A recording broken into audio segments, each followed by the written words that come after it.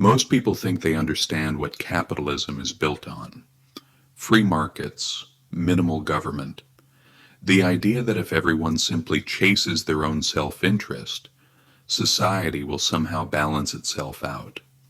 And when you ask where this idea comes from, you almost always hear the same name, Adam Smith, the man with the powdered wig, the father of economics, the prophet of laissez-faire. But here's the problem. Adam Smith never believed in the version of capitalism that is defended in his name today. Ironically, the people who quote him the most are the very people he warned against. This is where money, power, and history collide, and nothing is as simple as it's made to look. Before we talk about the invisible hand, we need to take a step back, because most people have never actually heard what Adam Smith argued for, and that's not their fault.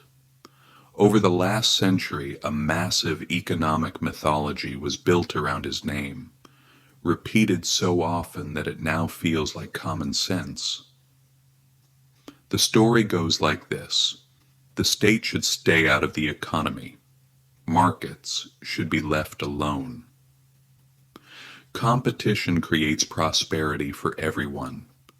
Economists later called this idea laissez-faire. French for let them do it, hands off. According to the story, Adam Smith invented this idea. He believed markets should operate without interference. He trusted greed more than government. He thought unregulated trade was humanity's purest path to progress. It's a clean, simple, ideological story. There's just one small problem. Adam Smith never said any of this, not once. If he were alive today, he'd probably ask, who rewrote my book and why did they remove all the warnings? So let's go back to the real Adam Smith. Not the slogan, but the world he actually lived in. Smith was born in Scotland in 1723, in a harsh place with limited opportunity where birth mattered more than talent. Britain at the time was not a free market paradise. It was a mercantilist empire. Trade was controlled by royal monopolies. Prices were set by guilds. Industries were dominated by cartels. Global trade was ruled by massive corporations like the East India Company, entities with private armies that behaved more like sovereign powers than businesses. This was the world Smith studied, a world where economic power and political power were deeply intertwined, where markets were not free, but shaped and manipulated by private interests. And Smith spent much of his life warning about one thing. When merchants gain too much power, they rewrite the rules in their favor. His famous line says it all. People of the same trade seldom meet together even for merriment, but the conversation ends in a conspiracy against the public. Let's be honest. When business leaders gather behind closed doors, society usually loses. That's not a slogan for unregulated capitalism. Another fact textbooks often ignore. Adam Smith was not trained as an economist. He didn't even see himself as one. He was a moral philosopher. He studied human behavior, empathy, conscience, why people act fairly, and why they sometimes don't. Before The Wealth of Nations, he wrote The Theory of Moral Sentiments, a profound work on human morality. And if you actually read it, one thing becomes clear. Smith believed societies survive not because of greed, but because of moral responsibility, which brings us to the most misunderstood concept in his legacy, the invisible hand. Everyone knows the phrase. Almost no one knows how, where, or why Smith used it. In the modern story, the invisible hand is a magical mechanism that automatically fixes markets. Here's the truth. Adam Smith used the phrase only 3 times in all his writings. Just 3. And none of them describe a universal market law. None of them say, set corporations free and everything will work out.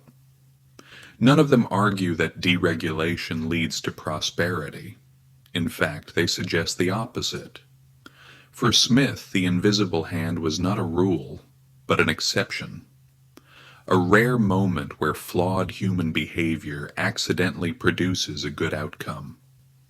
The first use appears in an essay on astronomy, describing superstition, how humans explain chaos by inventing gods, nothing to do with markets. The second, in The Wealth of Nations, describes a merchant who keeps his money at home out of fear, not wisdom or patriotism, and by accident this benefits domestic industry. The third, in The Theory of Moral Sentiments, describes greedy landlords who hoard wealth they can't fully consume. The surplus spills over to others, not out of kindness, but because of physical limits. So Smith's 3 invisible hands are superstition, fear, and the limits of human appetite, hardly the sacred laws of neoliberal economics. Smith did not believe that self-interest usually leads to good outcomes. More often, he thought, it leads to disaster.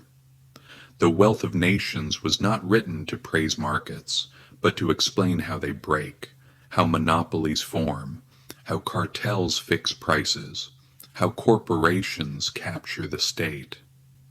It was not a celebration, it was a warning. And the irony today is painful. Every major economic crisis of the last century, from the Great Depression to 2008, follows the exact pattern Smith warned about. These were not accidents, they were the natural result of unchecked power. What happened in 2008 was not a market failure. It was the market ceasing to be a market at all. Look around today. Technology giants that control information, retail monopolies that crush competition, financial institutions so large that governments are forced to save them. These are not free markets, they are cartels, just better branded.